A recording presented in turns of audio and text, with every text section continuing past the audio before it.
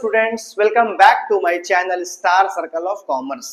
और previous lecture में class 11th में हम लोग पढ़ रहे थे अकाउंटिंग इक्वेशन, जो कि कंप्लीट हो चुका है। अब हम लोग स्टार्ट करेंगे जर्नल एंट्रीज।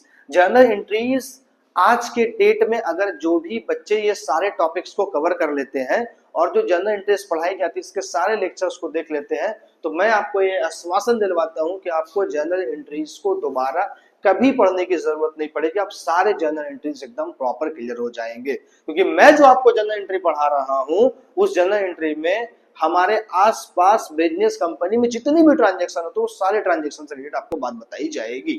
ओके, तो चलिए बिना देर करते हुए स्टार्ट करते हैं। सबसे पहले बात करते हैं जर्नल एंट्रीज बोलते किसको है।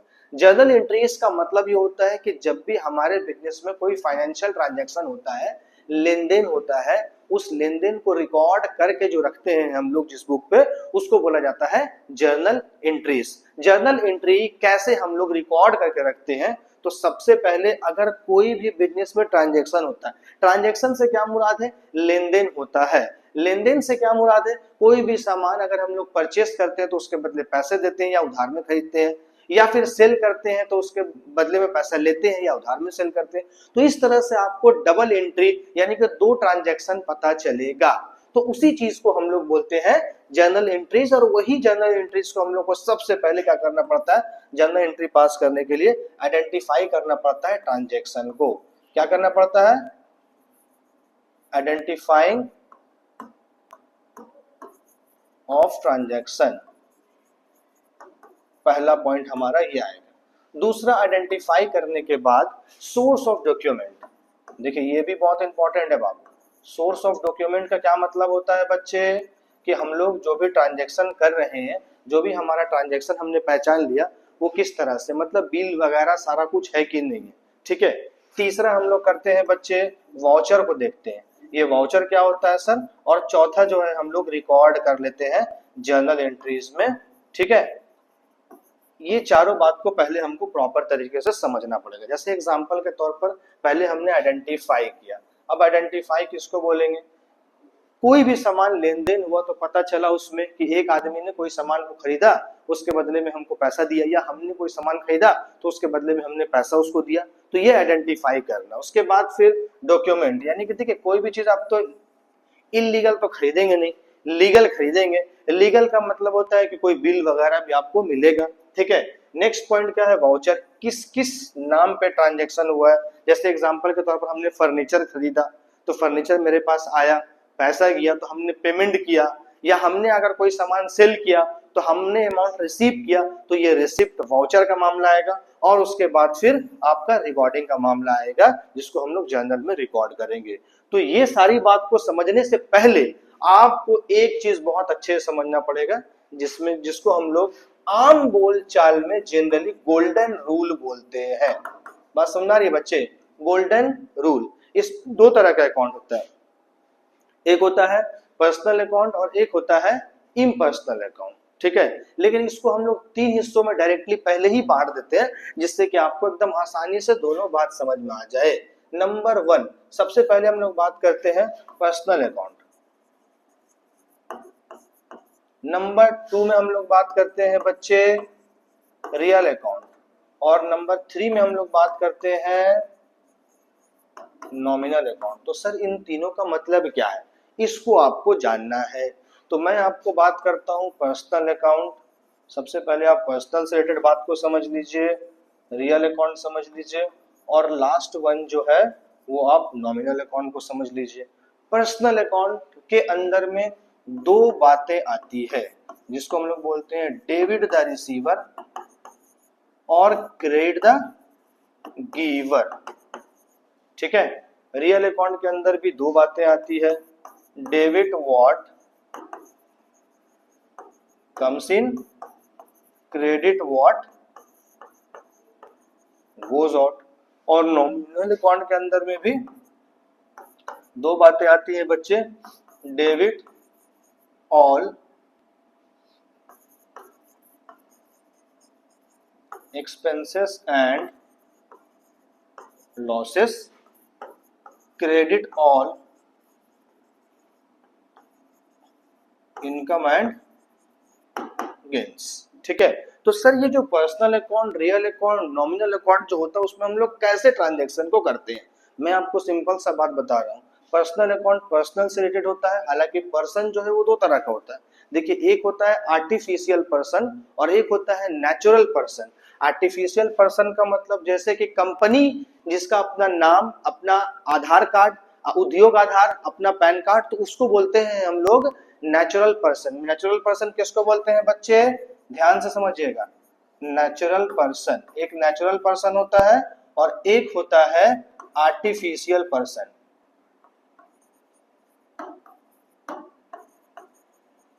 ठीक है, सॉरी, जो कंपनी वगैरह जो होता है उसको हम लोग आर्टिफिशियल पर्सन बोलते हैं, और नेचुरल पर्सन जिसको कुदरत ने बनाया है, और आर्टिफिशियल पर्सन के अंदर में कंपनी अकाउंट वगैरह आता है। ठीक है, तो आप इस चीज को थोड़ा सा ध्यान दीजिएगा। हम लोग तो जर्नल एंट्री पे अभी है, तो डेबिट द रिसीवर और क्रेडिट द गिवर, ये मतलब वो, जैसे एग्जांपल के तौर पर आप कोई सामान को परचेस करते हैं, ठीक है, तो debit the receiver credit the giver का मतलब क्या है? कोई सामान को आपने परचेस किया, तो सामान को परचेस करने के बाद सामान आपके पास आ गया और आपने उसके बदले में क्या दे दिया? पैसा दे दिया। तो यहाँ पे आपको दो ट्रांजेक्शन से रिलेटेड बात पता चल रही है, कुछ आपके पास आ रहा है, कुछ आपके पास से जा रहा है। ठीक है, ये मैंने आपको ट्रांजेक्शन बताया। अब जैसे एग्जांपल के तौर पर कि आपने किसी से पैसा लिया, जैसे आपने राम से पैसा 10,000 रुपए ले लिया, तो 10,000 रुपए ले लिया, तो आपके पास कैश क्या हो गया? आ गया। और किससे पैसा आया? राम के पास से पैसा आया। तो यहाँ पे भी आपको दो बात पता चला कि आपके पास पैसा आया, पैसा गया कुछ नहीं, लेकिन जो पैसा आया वो कहां से आया? राम के पास से आया। तो यही ट्रांजैक्शन को हम लोग डबल अकाउंटिंग बोलते हैं, जिसमें हम लोग पर्सनल, रियल और नॉमिनल अकाउंट का यूज करते हैं। पर्सनल रियल तो आपको बहुत आसानी से समझ में आ जाएगा, जिसमें आप कोई भी ट्रांजैक्शन को लेन देन के हिसाब से देखेंगे, लेकिन जब नॉमिनल अकाउंट में हम लोग जाएंगे तो वहां पे एक्सपेंसेस और लॉसेस को डेबिट किया जाता है और इनकम एंड गेन्स को क्रेडिट किया जाता है। तो ये चीज आपको समझना पड़ेगा। जैसे बच्चों, मैं आपको आसान भाषा में बता रहा हूं कि हमने कोई फर्नीचर खरीदा, तो जाहिर सी बात है फर्नीचर मेरे पास आया, डेबिट द रिसीवर, फर्नीचर मेरे पास आया। ठीक है, डेबिट व्हाट्स कम्स इन, समझ में आ रहा ना बात? तो फर्नीचर मेरे पास आया तो उसको हम लोग डेबिट कर देंगे, और मेरे पास से जा क्या रहा है बच्चे? कैश जा रहा है, तो हम लोग नीचे यानी कि क्रेडिट में कैश कर देंगे। तो एक डेबिट ट्रांजैक्शन और एक क्रेडिट होगा। डबल अकाउंटिंग का यही रूल होता है और इसी रूल के अकॉर्डिंग हमको चलना होगा। जैसे मैं आपको प्रैक्टिकली अब बता रहा हूं कि जर्नल एंट्री में कैसे बनाया था और क्या क्या इसका फॉर्मेट होता है। पहले आप इसको एक स्क्रीनशॉट ले ले। ठीक है, चलिए अब मैं आपको आगे बताता हूं कि हमारा ट्रांजैक्शन कैसे होगा। सबसे पहले तो बच्चों मैं आपको बताना चाहता हूं कि जर्नल एंट्रीज का जो फॉर्मेट होता है, आप यहाँ पे इस तरह से जर्नल एंट्रीज लिख लेंगे। ठीक है, जर्नल एंट्रीज का आपने एक कॉलम बना लिया, कॉलम में डेट होता है, पार्टिकुलर्स होता है, LF amount, one is debit, another is credit. दो ट्रांजैक्शन आपको पता चल रहा है। यहाँ पे कोई भी ट्रांजैक्शन से रिलेटेड जो जर्नल एंट्रीज होता है वो लिखेंगे और यहाँ पे अमाउंट पुट करेंगे। मैं आपको कुछ एग्जांपल सबसे पहले बताना चाहता हूँ, जब एग्जांपल करा दूंगा तो आपको फिर क्वेश्चंस आसानी के साथ बता सकता हूँ। ठीक है, जैसे एग्जांपल के तौर पर हमने यहाँ पे लिखा परचेज फर्नीचर फॉर कैश 10,000। ठीक है, उसके बाद हमने लिखा परचेज बिल्डिंग फॉर कैश। अभी मैं सिर्फ कैश पे बात कर रहा हूं। ठीक है, ये दो ट्रांजैक्शन मैंने लिखा। तो आपको यहाँ पे क्या बात समझ में आया? आपने अगर फर्नीचर खरीदा तो आपके पास क्या आएगा बच्चे? फर्नीचर आपके पास आएगा और आपको उसके बदले में क्या देना पड़ेगा? कैश देना पड़ेगा। तो दो बात आपको पता चल रहा है, यानी कि अगर आप कोई भी सामान को अपने बिजनेस के लिए खरीदते हैं तो वो सामान आएगा, उसके बदले में आपको पैसा देना पड़ेगा। तो उसको कैसे जर्नल एंट्रीज में लिखा जाएगा मैं आपको उसी को बताऊंगा आज। तो आप प्लीज एकदम ध्यान से देखें। नंबर 1 में मैंने यहाँ पे जो लिखा परचेज फर्नीचर फॉर कैश, यानी कि हमने फर्नीचर खरीदा। तो फर्नीचर मेरे पास आ गया, तो हम यहाँ पे लिखेंगे इस तरीके से कि furniture account debited to cash account, यानी कि फर्नीचर आया और कैश गया। तो टू कैश का मतलब वो क्रेडिट हो गया। और यहाँ पे एक नरेशन लिखाएगा being purchase furniture for cash, यानी कि आपने फर्नीचर खरीदा कैश में। कितना अमाउंट है भाई? 10,000 है ना, तो 10,000 रुपये हमने यहाँ लिख दिया, 10,000 रुपये हमने यहाँ लिख दिया। एक डेबिट अमाउंट, एक क्रेडिट अमाउंट। बात समझ में आ गई? तो ये हमने फर्नीचर खरीदा। दूसरा ट्रांजेक्शन क्या है बच्चे? हमने बिल्डिंग खरीदा या मशीन खरीदा या कुछ भी खरीदा, ठीक है। जैसे बिल्डिंग खरीदा, तो आप देखिए, आप जनरल एंट्री बताइए। आपने बिल्डिंग खरीदा तो आपके पास क्या आया? बिल्डिंग आया। और आपके पास से क्या गया? पैसा गया। तो आपको क्या लिखना चाहिए? पहले बिल्डिंग लिखना चाहिए। वेरी गुड, बहुत अच्छा, आप सही बोल रहे हैं। Building account debit to cash account, ठीक है। और इसका नरेशन हम लोग कैसे लिखेंगे? Being purchase building for cash, ठीक है। तो ये हमारा दूसरा ट्रांजेक्शन हो गया, जिसमें आपको यहाँ पे 20,000 रुपया डाल देना। तो ये हमने क्या बताया आपका? आपने कोई सामान खरीदा तो सामान आया, उसके बदले में पैसा गया, ठीक है। अब मैं एक और ट्रांजेक्शन लिख रहा हूं। अब मैं इसको ठीक उल्टा करके बात करता हूं। सोल्ड फर्नीचर फॉर कैश 2,000 का, यानी कि आपने कोई फर्नीचर सेल कर दिया। और कितना का फर्नीचर सेल कर रहे हैं बच्चे? 2,000 का फर्नीचर सेल कर रहे हैं। तो अब आप सोचिए मेरी बात को एकदम ध्यान से। जैसे आप फर्नीचर सेल करेंगे, फर्नीचर बेचने पर फर्नीचर आपके पास से जाएगा, ठीक है। बट फर्नीचर जाएगा जरूर, लेकिन उसके बदले आपको क्या मिल रहा है? कैश में सामान सेल कर रहे हो तो आपको पैसा मिल रहा है, आपके पास पैसा आ रहा है। तो मेरे लाल लोग ध्यान दो इस बात को। मेरे पास जब पैसा आएगा तो मैं जो एंट्री पास करूंगा यहाँ पे इस तरीके से, cash account debit to furniture account. बात समझ में रहा है? Cash account debit to furniture, cash आ रहा है और फर्नीचर जा रहा है, इसलिए cash account debit to furniture account. और यहां पे मैं एक नरेशन लिखूंगा, being sold furniture for cash. बात समझ में आ गई? ठीक है। तो इसमें कितना अमाउंट है बच्चे? 2,000 है। तो 2,000 रुपये हम लोग यहाँ पे आसानी से लिख देंगे, ठीक है। अगर मैं आपको बोलता हूँ सोल्ड मशीन फॉर कैश, तो आप बताइए कमेंट में हमें क्या एंट्री होगा? Sold machine for cash. तो इसका एंट्री क्या होना चाहिए? यस, जो भी इसका एंट्री है इसका कमेंट में बताइए। तो ये आपका सेल और परचेस का मामला था, जो कि कैश में था, ठीक है। अभी हम लोग सिर्फ डिस्कस किस पे कर रहे हैं बच्चे? कैश पे कर रहे हैं, ठीक है। थर्ड नंबर पे जब हमारा बात आता है, यहाँ पे अगर हम ऐसे लिख देते हैं अमाउंट कैश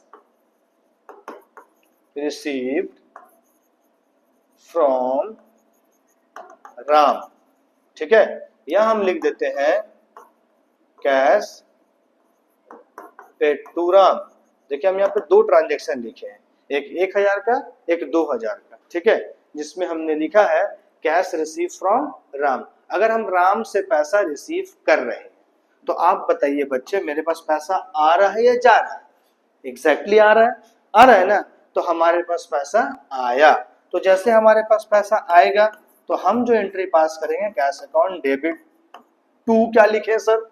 सर आपने तो अभी बताया कि दो बात पता चलेगा, कुछ आएगा तो कुछ जाएगा, यही ना बताया अभी हम। जैसे फर्नीचर खरीदे तो फर्नीचर आया था, पैसा गया था, लेकिन हम राम से पैसा रिसीव कर रहे तो मेरे पास तो अभी कैश आ रहा है सर, तुरंत तो कुछ जा नहीं रहा है। तो हम ये देखेंगे ये जो पैसा मेरे पास आया है वो किसके पास से आया है? राम के पास से आया है। तो हम लोग क्या करेंगे? Cash account debit to Ram से अकाउंट लिख लेंगे और यहाँ पे नरेशन लिखेंगे being cash received from Ram. बात समझ में आ गई बच्चे? तो ये चीज आपको ध्यान रखना है। और अमाउंट हम कितना पुट करेंगे? 1000। क्लियर? समझ में आ गई? दूसरा बात करते हैं हम लोग है कैश पेड टू राम। अब पैसा हम राम को पेड कर रहे हैं। जैसे रिसीव कर रहे थे तो cash account debit to Ram लिखे, कैश ऊपर लिखे, राम नीचे लिखे। कैश डेबिट में किए, राम क्रेडिट में किए। लेकिन अब हम पैसा पेड कर रहे हैं, पैसा दे रहे हैं, तो पैसा मेरे पास से जा रहा है। तो इसका क्या मतलब होता है बच्चे? ये ट्रांजैक्शन ठीक अपोजिट हो जाएगा। नहीं, ये ट्रांजैक्शन जस्ट अपोजिट हो जाएगा। यानी कि इसका एंट्री होगा Ram's account debited to cash account, ठीक है, being cash paid to Ram. ठीक है, कितना अमाउंट है बच्चों? 2000 है। तो 2000 हम यहाँ पे डेबिट और क्रेडिट करेंगे। हम लोग देखिए अभी सिर्फ और सिर्फ आइडेंटिफाइंग कर रहे हैं ट्रांजेक्शन को। उसके बाद हम लोग क्वेश्चंस पे जाएंगे तो आपको डिटेल से बात समझ में आएगी। ठीक है, अब हम लोग नेक्स्ट लिखते हैं। जैसे एग्जांपल के तौर पर आप जैसे आगे बढ़ेंगे तो कहीं भी आप रह रहे हैं उसके बदले में रेंट पेड करेंगे या रेंट रिसीव करेंगे। ये दो तरह का ट्रांजैक्शन होगा आपके साथ, रेंट पेड और रेंट रिसीव। तो उसको हम लोग कैसे करेंगे भाई? उसको हम लोग को जानना है। जैसे कि यहाँ पे हम लिखते हैं रेंट रिसीव 2000, या फिर अगर मान लीजिए हम लोग रेंट पेड कर रहे हैं 3000, तो इसका एंट्री क्या कैसे होगा सर? तो रेंट रिसीव, अगर मान लीजिए आपका अपना मकान ही है, ठीक है, किसी तरीके से आप रेंट जो है पैसा रिसीव कर रहे, रेंट ले रहे हैं, रेंट आपके पास आ रहा है, तो आप क्या एंट्री पास करेंगे? अगर रेंट आएगा आपके पास तो बच्चों मैं आपको बताना चाहता हूं कि अगर आपके पास कोई इनकम होगा, पैसा आएगा, तो कैश आपके पास आएगा ना, तो आप एंट्री पास करेंगे कैश अकाउंट डेबिट। किस नाम से पैसा आ रहा है? रेंट के नाम से आ रहा, तो to rent account, cash account debit to rent account. बात समझ में आया? रेंट रिसीव, और जैसे भी कैश किसी से रिसीव किए तो कैश ऊपर लिखे, उसका नाम नीचे लिखे। उसी तरीके से रेंट रिसीव किए तो रेंट रिसीव करेंगे तो मेरे पास पैसा आएगा, रेंट के नाम पर पैसा आ रहा है, कैश आ रहा है, तो हम क्या किए? कैश अकाउंट डेबिट कर दिए टू रेंट अकाउंट कर दिए, बीइंग रेंट रिसीव हो जाएगा यहाँ पे। क्लियर बच्चे? यहाँ तक का समझ में आ गई बात? इसका जो अमाउंट है, इसका हमने कितना अमाउंट देखा था? 2000। तो 2000 हम यहाँ पे डेबिट और 2000 रुपये हम यहाँ पे क्रेडिट में लिख देंगे। लास्ट वन क्या है हमारा? Rent paid. अब हम रेंट पेड कर रहे हैं। रेंट पेड कर रहे हैं मतलब पैसा दे रहे हैं। जब हम रिसीव किए तो पहले कैश लिखे, उसके बाद रेंट लिखे। लेकिन जब पेड किए तो हमारा एंट्री जो होगा वो होगा rent account debit to cash account being rent paid. ठीक है, देखिए रिसीव में cash account debit to rent account और पेड में rent account debit to cash account. Amount कितना था बच्चे? 3000 था। ये हमारा हो गया। ठीक है, ये हमने एक बेसिक बात बताया जो कि आपको समझना है, इस तरीके से काम होगा। ठीक है, ये हमने कैश में कैसे ट्रांजैक्शन लेन देन हो ये सब बताया। उसके अलावा आपको क्रेडिट में कैसे ट्रांजैक्शन करना है, क्रेडिट में कैसे लेन देन करना है, इसको हम लोग नेक्स्ट लेक्चर में डिस्कशन करेंगे। इससे पहले आप इस तरह का क्वेश्चंस को फिर से एक बार अपने कॉपी में लिख करके चेक कर लीजिए। नेक्स्ट लेक्चर में आपको क्रेडिट में ट्रांजैक्शन कैसे होता है, चेक में कैसे होगा, ये सारी बातें जो है डिटेल से बताई जाएगी। ओके स्टूडेंट्स, तब तक के लिए थैंक यू सो मच।